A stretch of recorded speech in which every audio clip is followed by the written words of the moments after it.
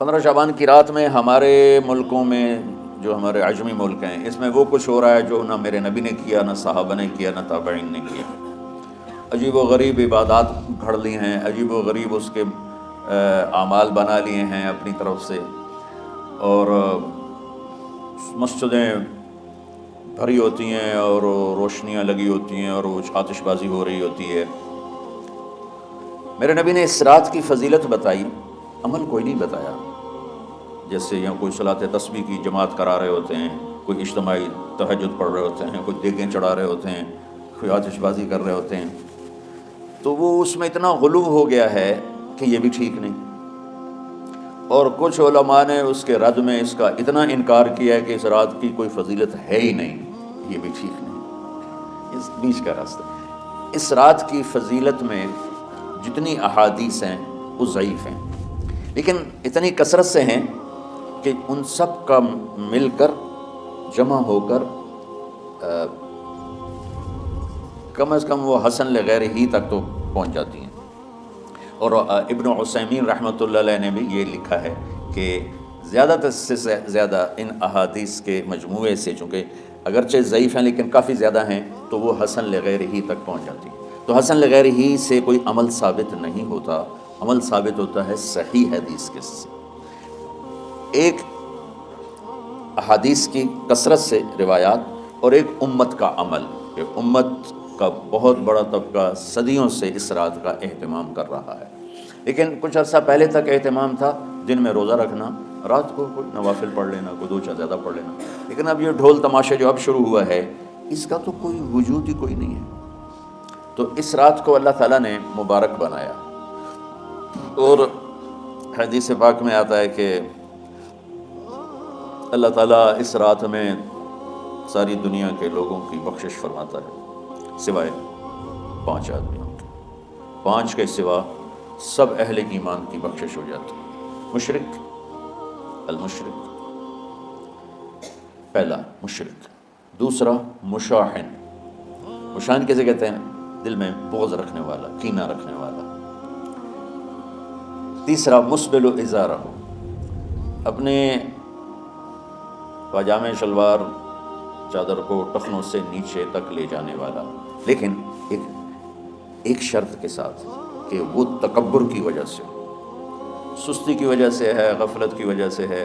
کیونکہ جب آپ نے ایک مرتبہ اس کے بارے میں بات کی تو حضرت ابوبکر صدیق نے کہا یا رسول اللہ، میری چادر، عرب چادر باندھتے تھے، جیسے ہمارے پنجاب کا لباس چادر تھا، اب وہ کم ہو گئے۔ ہماری تو بزرگ عورتیں بھی اور مرد بھی سب چادر باندھتے تھے، شلوار تو کسی کو پتہ ہی نہیں ہوتا تھا ہمارے بچپن میں۔ یہ تو پھر آہستہ آہستہ جب تعلیم آئی تو شلوار دیہاتوں میں بھی اور شہروں میں عام ہو گئی۔ تو اگر وہ اس لیے لٹکا رہا ہے کہ طبیعت میں تکبر ہے، پھر اس وعید کا وہ حقدار ہے۔ اگر ویسے اس کی نیچے جا رہی ہے تو میرا مالک ایسا، وہ تو ہے ہی رحیم و کریم، ہے ہی رحیم و کریم، ہے ہی رحیم و کریم۔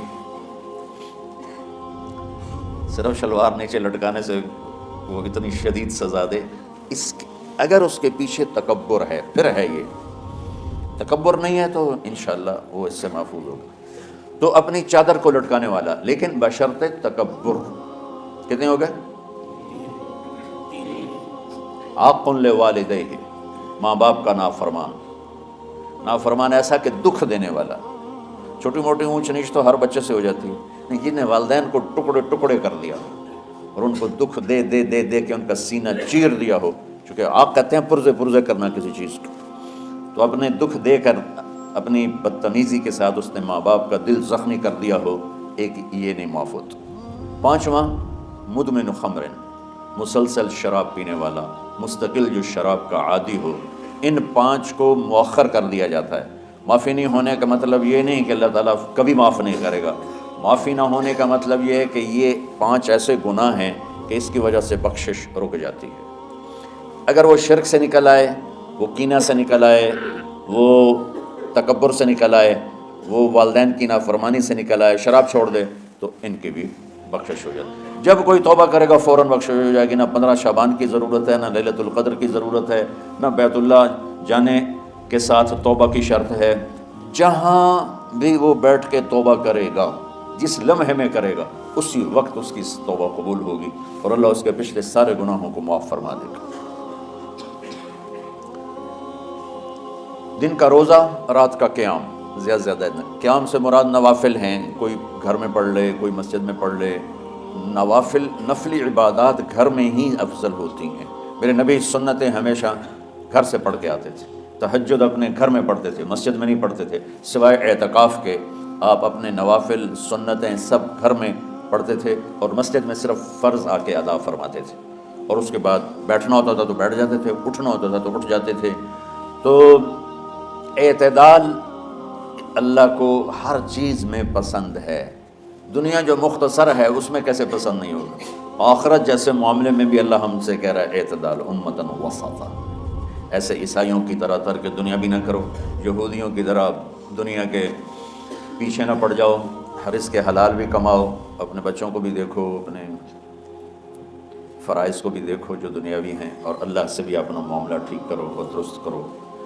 بعد کے زمانے میں صحابہ کے بعد سے ہی ایک انتہا پسندی امت میں آئی، ساری رات جاگنا۔ فلاں بزرگ تھے، وہ رسے سے اپنے بالوں کو باندھ لیتے تھے کہ نماز پڑھتے پڑھتے جب نیند آئے اور جھٹکا لگے تو رسے سے بندھے ہوئے بالوں سے اس جھٹکے سے تکلیف ہو اور ان کی آنکھ کھل جائے اور پھر نفلوں میں شروع ہو جائے۔ ایک فلاں بزرگ تھے، وہ اپنے آنکھوں میں نمک کا سرما لگاتے تھے تاکہ آنکھیں جل جائیں، اور اس میں وہ جلن پیدا ہو جائے اور نیند اڑ جائے۔ یہ ایسے واقعات بھرے پڑے ہیں۔ فلاں بزرگ تھے، انہوں نے 30 سال عشاء کے وضو سے فجر کی نماز ادا کی۔ یہ اپنی جگہ پہ بزرگی ہے، لیکن یہ بھائیو یہ دین ہم پیش نہیں کر سکتے۔ فلاں بزرگ تھے، وہ 30 سال سے ستو کھا رہے تھے کہ روٹی کھانے اور ستو کھانے میں 70 دفعہ سبحان اللہ کا فرق پڑ جاتا ہے، تو روٹی کھائیں تو 70 دفعہ سبحان اللہ کم کہہ سکتے ہیں، اور ستو کھائیں تو 70 دفعہ سبحان اللہ زیادہ کہہ سکتے ہیں۔ تو لہٰذا انہوں نے کہا مجھے تو 30 سال ہو گئے، میں تو ستو کھا رہا ہوں، میں تو روٹی نہیں کھا رہا۔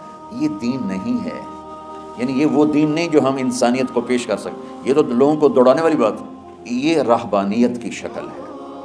یہ وہ دین نہیں جو ہم لوگوں کو پیش کریں گے تو وہ کہیں گے واہ واہ واہ واہ کیا دین ہے بھائی، قبول کرو۔